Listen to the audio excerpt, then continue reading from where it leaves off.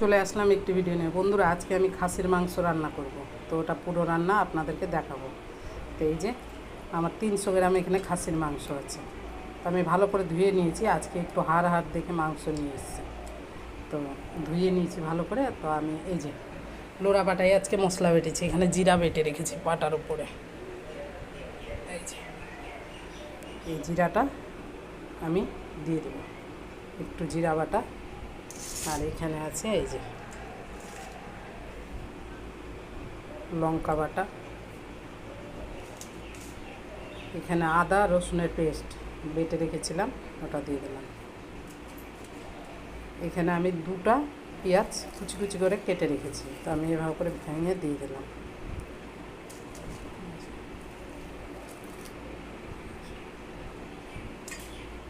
দুটো গোটা রসুন না দিলে তরকারির টেস্ট হবে না। আর কয়েকটা শুকনো লঙ্কা গোটা। এবার একটু হাতটা আমি ধুয়ে নিই বন্ধুরা, তেল দিব। এখন আমি অল্প করে তেল দিয়ে দেবো, হাত ধুয়ে আসলাম। ফরচুন তেল আছে আমার, অল্প করে দিব। অল্প একটু তেল দিয়ে দিলাম। এবার দেব লবণ 2 চামচ। এই চামচে 2 চামচ লবণ দেবো। 2 চামচ দেবো না, 1.5 চামচ দেবো, বেশি হয়ে যাবে না। এই যে লবণ, 1 চামচ হলুদ গুঁড়া দিয়ে দিলাম 1 চামচ, একটু আরও দিলাম দিয়ে। আর বাঙালির তো জানেনই, মাংস রান্না করলে একটা জিনিস লাগবে। এই যে 2টা আলু কেটে রেখেছি আমি বড় বড় পিস করে, এটা আলু তেলে ভাজবো, ভেজে আমি মাংসতে দেবো। খাসির মাংসতে না দিলে, আলু না দিলে আমাদের ভালো লাগে না। এবার আমি ভালো করে হাত দিয়ে এটাকে কচলিয়ে মেখে নেব। খাসির মাংস এইভাবে করে মেখে আধা ঘন্টা রেখে দিতে হবে, তাহলে রান্নাটা খুব সুন্দর হবে।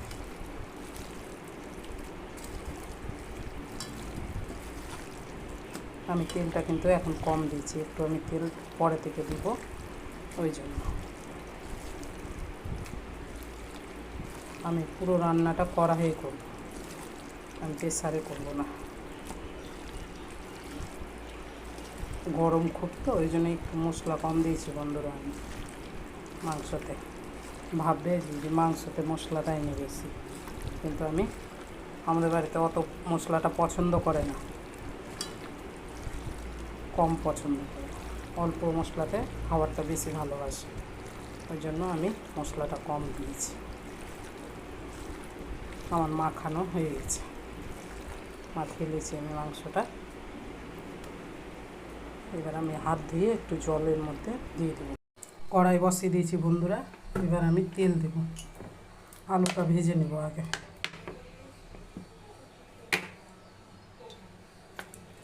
আলুটা ভেজে নেব, তেল গরম হওয়া অবধি একটু অপেক্ষা করব।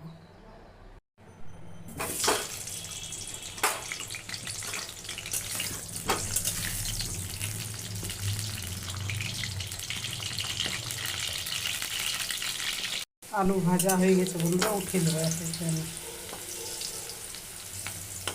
হয়ে গেছে আলু ভাজা। এবার আমি মাংসটা রান্না করব। এখানে দেখো, এখানে জিরা আছে, লবঙ্গ আছে, একটা বড় এলাচ আছে, লবঙ্গ নেই, দারচিনি, একটা শুকনো লঙ্কা, ছোটো এলাচ, বড় এলাচ। এবার দিয়ে আমি মাংসটা মেখে রেখে দিয়েছিলাম, এই যে এবার আমি দিয়ে দেব।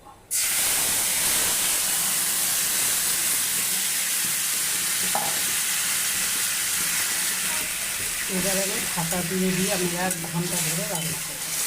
খাসির মাংস ঝটপট করে রান্না করলে ভালো হবে না, টাইম নিয়ে রান্না করতে হবে।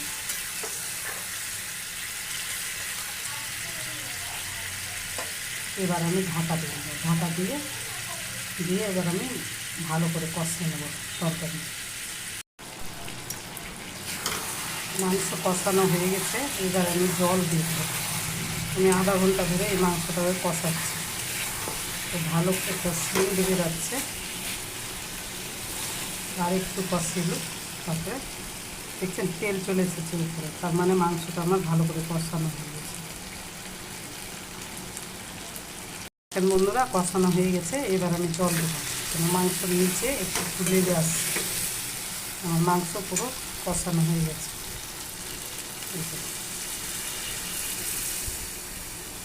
আর জল দেবো না, এটা আমি হালকা হিটে 10 থেকে 15 মিনিট আমি ঢেকে রাখবো, 15-20 মিনিট ঢেকে রাখবো, তাহলে আমার মাংসটা পারফেক্ট রান্না হয়ে যাবে। আর আজকে আমি মাংসের নাম দিয়েছি মটন কষা, আমি ঝোল করবো না একটু, ওই জন্য আজকে কষা কষা করবো, তো মটন কষা। বন্ধুরা আমার মটন কষা হয়ে গেল, একটু গ্রেভি রাখলাম, রুটি দিয়ে খাবে তো ওই জন্য একটু রাখলাম, ভাত দিয়ে খেলে রাখতাম না, আরও শুকিয়ে দিতাম, কেন আমি ডাল করেছি আমাদের জন্য। এই যে আমার মটন কষা রেডি, আমি ঢেলে নিই একটা বাটিতে, তারপরে দেখাচ্ছি। মটন কষা আমার রেডি হয়ে গেছে, এই যে দেখেন। বন্ধুরা আজকের মতন ভিডিও এখানেই রাখলাম। যদি ইউটিউবে দেখেন তাহলে সাবস্ক্রাইব করে নিন, আর যদি ফেসবুকে আপনারা দেখেন আমার ভিডিও তাহলে ফলো করে নিন, সবার আগে ভিডিও পৌঁছে যাবে আপনাদের কাছে। তো আজকের মতন ভিডিও এখানেই রাখলাম।